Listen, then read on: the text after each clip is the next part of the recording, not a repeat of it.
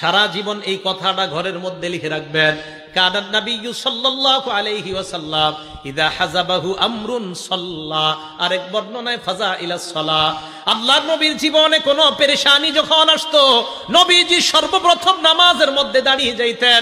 আমার আপনার আজকে থেকে আমল, আমার আপনার জীবনে ব্যবসায়ী পেরেশানি, মেয়েটাকে বিয়ে না দেওয়ার পেরেশানি, সন্তানটা নিয়ে আমরা পেরেশানির মধ্যে আছি। প্রথম আমার উস্তাদকেও বলবো না, ইমামকে বলবো না, খতিবকে বলবো না, আমার পীর সাহেবকে বলবো না, আব্বা আম্মাকেও বলবো না, সর্বপ্রথম আল্লাহর দরবারে নামাজের মধ্যে দাঁড়ায়া যাব। কারণ আমার নবীর পেরেশানি আসার পর সর্বপ্রথম কাজ কি? বলেন, নবীজির পেরেশানি আসার পর সর্বপ্রথম কাজ? হ্যাঁ, এরপরে হুজুরে বলবেন, ইমাম সাহেবরে বলবেন, খতিব সাহেবের পরামর্শ চাইবেন, মারে বলবেন, বাবারে বলবেন, কিন্তু পেরেশানি আসার পর প্রথম কাজ নামাজ। তাহলে নামাজ ভাই আপনার অশান্ত অন্তরকে প্রশান্ত বানায় দেবে ইনশাআল্লাহ। 2 নাম্বার, কালো মানুষরাও যদি নামাজ পড়ে তাদের চেহারা শরীরে আল্লাহ নূর পয়দা করে দিবে। সুন্দর মানুষ কেন বললাম না? সুন্দর মানুষ শুধু নূর দিবে আল্লাহ। কালো কেন বললাম? কালো মানুষও নামাজ পড়তে পড়তে নুরানি হয়ে যায়। সুবহানাল্লাহ।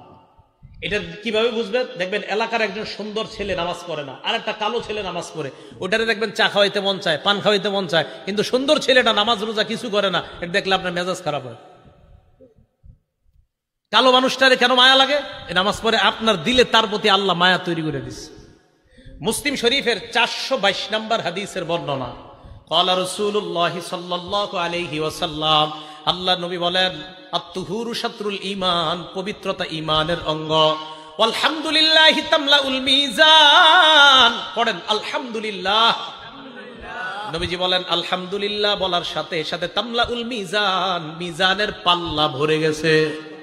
ওয়া সুবহানাল্লাহ ওয়াল হামদুলিল্লাহ তামলাআনি মা বাইনাস সামাওয়াতি ওয়াল আরদ।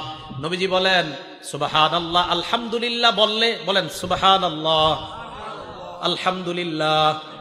এই যে আমরা যারা যারা বললাম, আল্লাহ নবী বলেন তামলাআনি মা বাইনাস সামাওয়াতি ওয়াল আরদ, আসমান জমিনের মাঝের ফাঁকা জায়গা পূরণ হয়ে যায়। পৃষ্ঠা। ক্বালা রাসূলুল্লাহি সাল্লাল্লাহু আলাইহি ওয়াসাল্লাম, আল্লাহ নবী 5 ওয়াক্ত নামাজের আলোচনা করার পর বলেন, মান হাফাযা আলাইহা, যারা 5 ওয়াক্ত নামাজ নিয়মিত আদায় করবে, কানাত লাহু নূরা, এই ব্যক্তির দুনিয়া এবং আখিরাতে নূর হবে, তার শরীরের মধ্যে নূর হবে। 2 নাম্বার, ওয়া বুরহানা, নামাজ এই ব্যক্তির পক্ষে কিয়ামতের ময়দানে দলিল হবে, প্রমাণ। 3 নাম্বার, ওয়া নাজাতা ইয়াউমাল কিয়ামাহ, নামাজ এই ব্যক্তির পক্ষে কিয়ামতের ময়দানে জাহান্নাম থেকে মুক্তির সনদ হিসাবে উপস্থিত হয়ে যায়। নামাজ পড়েন, নামাজ ছাইরেন না, এক ওয়াক্ত নামাজও ছাইরেন না। ঝগড়াঝাটি আর কত করবেন? আমিন জোরে আসতে নিয়ে আর কত ঝগড়া করবেন? নামাজ পড়েন। মসজিদে জামাত হয়, বাহিরে 3 জন ঝগড়া করে, এটা জায়েজ না না জায়েজ? মসজিদে নামাজ হয়, বাহিরে 4-5 জন ঝগড়া করে, আচ্ছা এটা কি জায়েজ না না জায়েজ? মসজিদের সামনে যে আল্লাহু মুহাম্মদ লেখা, এটা জায়েজ না না জায়েজ? ভিতরে 1 রাকাত হয়ে গেছে। দেখছেন না আমরা কোন জায়গায় আছি? ভাই নামাজ পড়েন, নামাজ ছাইরেন না, এক ওয়াক্ত নামাজও ছাইরেন না। আল্লাহ আমাদের সকলকে নামাজ পড়ার তৌফিক দান করেন। এটা কিতাব আছে নাম সহিহুল জামি', 2573 নম্বর হাদিস, 2573। ক্বালা রাসূলুল্লাহি সাল্লাল্লাহু আলাইহি ওয়াসাল্লাম, আল্লাহ নবী বলেন, আউয়ালু মা ইউহাসাবু বিহিল আবদু ইয়াউমাল কিয়ামাতিস সালাহ, কিয়ামতের ময়দানে ইবাদতের মধ্যে নামাজের হিসাব সর্বপ্রথম হবে। দেখেন কি কয়, ফাইন সালাহাত, নামাজের হিসাব যদি শুদ্ধ হয়, সালাহা সাইরু আমালি, তার অন্যান্য সব আমল শুদ্ধ। নামাজ আগে শুদ্ধ হতে হবে। ওয়াইন ফাসাদাত, নামাজ যদি ঠেকা যান, আটকা যান, ফাসাদাত সাইরু আমালি, সব বরবাদ। এই জন্য আমাদের দেশের অনেকে কয় নামাজ না পড়লে কি হবে? নবীর প্রেম আছে ভিতরে। নামাজ না পড়লে কি হবে? কয় নবীর প্রেম আছে। মনে রাখবেন, যারা নামাজ পড়ে না এদের মধ্যে আসলে নবীর প্রেম নাই। একটু পরে আমি হাদিস দিয়ে দলিল দিচ্ছি, দেখেন তো। 3 নাম্বার, যারা নামাজ পড়বে কিয়ামতের ময়দানে নামাজ শুদ্ধ, সব আমল শুদ্ধ। এ হলো নামাজের 3 নাম্বার উপকারিতা। নামাজের 4 নাম্বার উপকারিতা, যেই ব্যক্তি নিয়মিত 5 ওয়াক্ত নামাজ সঠিকভাবে সুন্দরভাবে আদায় করবে, আল্লাহ নিজ জিম্মায় তাকে জান্নাতে প্রবেশ করাবেন। আবু দাউদ শরীফের 1420 নম্বর হাদিস, 1420। ক্বালা রাসূলুল্লাহি সাল্লাল্লাহু আলাইহি ওয়াসাল্লাম, আল্লাহ নবী বলেন, খামসু সালাওয়াত কাতাবাহুন্নাল্লাহু আলাল ইবাদ, 5 ওয়াক্ত নামাজ বান্দার উপর আল্লাহ ফরজ করেছেন। মান জাআ বিহিন্না লাম ইউদাইয়্যা মিনহুন্না শাইআন ইস্তিগফাফান বিহাক্কিহিন্না, যেই ব্যক্তি 1 ওয়াক্ত নামাজও নষ্ট করবে না, নামাজের প্রতি অবজ্ঞা করবে না। নামাজের প্রতি অবজ্ঞা কাকে বলা হয়? তাবলীগের লোকেরা গেছে দাওয়াত দিতে, একজন মুরব্বী চা দোকানের সামনে চা খায়, ভাই চলেন মসজিদে ইমানি কিনের কথা চলতেছে, নামাজ পড়বেন। কারণ থুর মিয়া তুমি প্রত্যেক সপ্তাহে খালি পডর বডর করে আইসা জড়ো পডর বডর, আবার নামাজের দাওয়াত দেয়, আরে যা তো তুই একদিন, আবার নামাজের একদিন দাওয়াত দিয়েছেন, আর থুর ডেলি খালি এক কথায় খালি বারবার পেট পেট করস। তার মানে নামাজের প্রতি তার অবজ্ঞা, অনীহা। এই ব্যক্তি কিন্তু আল্লাহর কাছে কঠিন ধরা খাবে। নবীজি বলেন এরকম অবজ্ঞা না করে যারা নিয়মিত 5 ওয়াক্ত নামাজ আদায় করবে, কানা লাহু ইনদাল্লাহি আহদুন আইয়ুদখিলাহুল জান্নাহ, আল্লাহর ওয়াদা, আল্লাহ তাকে জান্নাতে প্রবেশ করায়া দিবেন। আল্লাহ পাক রব্বুল আলামিন আমাদের সকলকে নামাজের গুরুত্ব দিতে পারি যেন আমরা, আল্লাহ তৌফিক দান করেন। নামাজের উপকারিতা নাম্বার 5, যেই ব্যক্তি যত বেশি নামাজ আদায় করবে ওই ব্যক্তির প্রত্যেকটা সেজদায় মর্যাদা বাড়ে, প্রত্যেকটা সেজদায় গুনাহ মাফ হয়। মুসলিম শরীফের 980 নাম্বার হাদিস, মা'দান ইবনে আবি তালহা একজন তাবিঈ, উনি বলেন লাকিতু সাওবান মাওলা রাসূলিল্লাহি সাল্লাল্লাহু আলাইহি সাল্লাম, নবীজির গোলাম হযরত সাওবান রাদিয়াল্লাহু তাআলা আনহুর সাথে আমি সাক্ষাৎ করলাম। করার পর আমি তাকে বললাম একটা আমল আমাকে বলে দেন যে আমলটা করলে আমি জান্নাতি হব। একবার প্রশ্ন করলাম, 2 বার প্রশ্ন করলাম, 3 বার প্রশ্ন করলাম, তৃতীয়বার হযরত সাওবান বললেন তুমি আমাকে যে প্রশ্নটা করলা অবিকল এই প্রশ্ন আমি আল্লাহ নবীকে করেছিলাম, তুমি আমারে যেটা করছো এই প্রশ্নটা নবীজিকে করেছে, অথবা আমি নবীজিকে দেখেছি এক ব্যক্তি নবীজিরে এই প্রশ্ন করছে। করার পর আল্লাহ নবী তাকে শিখাইয়া দিলেন আলাইকা বিকাসরাতিস সুজুদ, তুমি বেশি বেশি সিজদা দাও। সুবহানাল্লাহ। ফাইন্নাকা লা তাসজুদু লিল্লাহি সাজদা ইল্লা রাফাআকাল্লাহু বিহা দারাজা ওয়া হাত্তা আনহা বিহা খতিআ, কেননা তুমি একটা সিজদা দেওয়ার সাথে সাথে তোমার মর্যাদা বেড়ে যায়, আর একটা সিজদা দেওয়ার সাথে সাথে তোমার গুনাহ ঝরে যায়। তাহলে এলো নামাজের 5 নাম্বার উপকারিতা।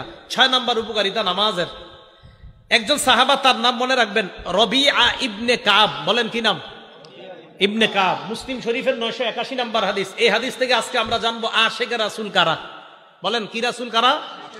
আশেকে রাসূল কারা? আমরা সবাই আশেকে রাসূল হইতে চাই না ইনশাআল্লাহ? নবীর আশেক সবাই হইতে চাই না? হ্যাঁ, তবে আমরা প্রকৃত আশেক হতে চাই, অন্য আশেক হতে চাই না। কি আশেক বলেন তো? জোরে বলেন কি আশেক? আরো জোরে বলেন কি আশেক? অপকৃত আশেকও আছে। কোনটা অপকৃত? এই প্রকৃতটার পরিচয় পাইলে অপকৃতটার পরিচয় পেয়ে যাবেন। এবার প্রকৃত আশেক কারে কয় এটার পরিচয় জানেন? নবীজির সাহাবা রবিআ ইবনে কাব। এই রবিআ ইবনে কাব রাদিয়াল্লাহু তাআলা আনহু বলেন কুনতু আবিতু মা রাসূলিল্লাহি সাল্লাল্লাহু আলাইহি ওয়াসাল্লাম, আল্লাহর নবীর সাথে আমি রাত্রি বেলা যাপন করলাম।